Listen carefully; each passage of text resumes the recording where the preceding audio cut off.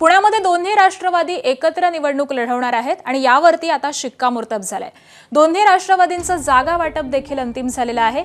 ABP माझाच्या आणखी एका बातमीवरती या निमित्तानं शिक्कामोर्तब झालंय। 40 जागांवरती शरद पवारांची राष्ट्रवादी निवडणूक लढेल तर उर्वरित 125 जागांवरती अजित पवारांचे उमेदवार लढणार आहेत। शरद पवारांची राष्ट्रवादी 40 प्रभागामध्ये प्रत्येकी एक उमेदवार देणार आहे। पॅनल निवडून येण्यामध्ये सोपं जाण्यासाठी अजित पवारांचे 3 उमेदवार आणि राष्ट्रवादी शरद पवारांचा 1 उमेदवार प्रत्येक प्रभागामध्ये असणार आहे। तर प्रत्येक प्रभागामध्ये आपला अस्तित्व टिकवण्यासाठी शरद पवारांच्या राष्ट्रवादीनं ही रणनीती आखली आहे।